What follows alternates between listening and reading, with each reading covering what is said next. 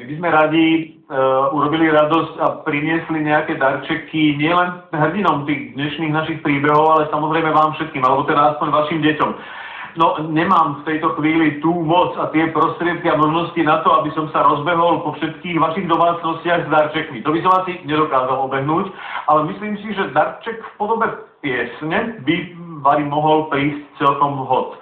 A to piesne, ktorá sa v týchto našich slovensko-českých krajinách, končinách a zemiach stala najlegendárnejšou vianočnou pesničkou, a to vďaka najlegendárnejšej vianočnej rozprávke, ktorú ste mali možnosť na Markíze vidieť vlastne pred pár minútami. No a keď poviem meno tej legendárnej speváčky, ktorá nám ju teraz zaspieva, myslím si, že bude všetkým všetko jasné, priatelia. Je mi cťou, že môžem v štedrovečernom modrom z neba medzi nami privítať Ivetu Bartošovu.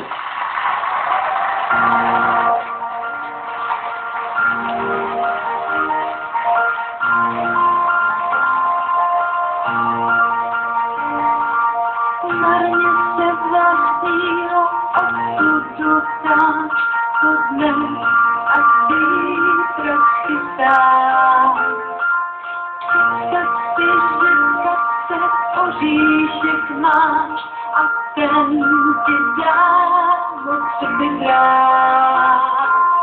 Nesyp do cílem vím, chtějí to vrát křížit.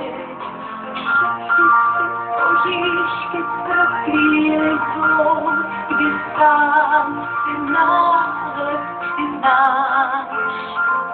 Život je pohádkou nedopsanou, přestát se smíjem si brát. Snad ti to může být, dnes jako bláznovství.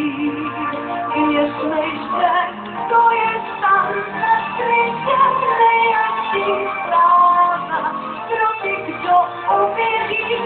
Ale se stávem, možná, jeden to pozná,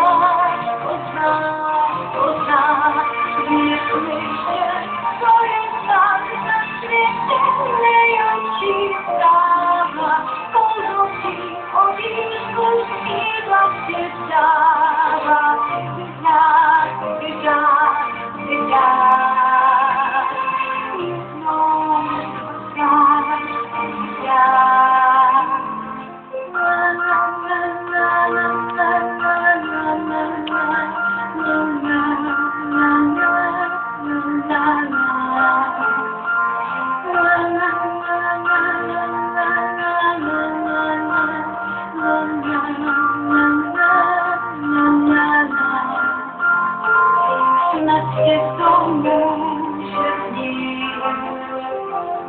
Dnes jako bláznovství, věř mi, že to je tam na světě nejlepší zpráva.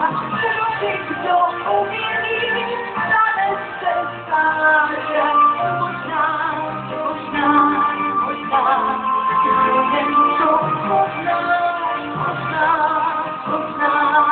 věř mi, že to je tam na světě nejlepší zpráva. Polnotí oříšku sídla ti dává, vydá. Takže mi jednou, dvakrát, věř mi, že krásný statek vychází nemá. Jak krajší oříšky třeba tě stáře, potkám.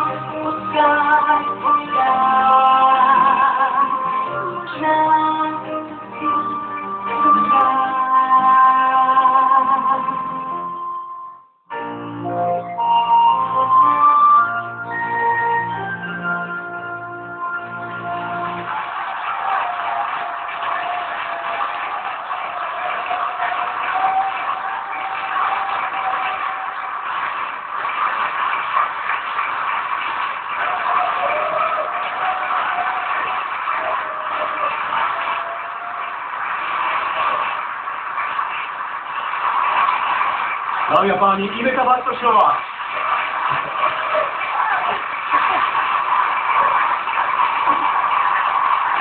Iveta, som veľmi rád, že som nás počula svojom návštevu na chvíľu vyššie. Želám aj tebe, aj tvojej mladej rodinke, aj synovi tomu veľmi krásne. Ďakujem. Ďakujem. Iveta Bartošová.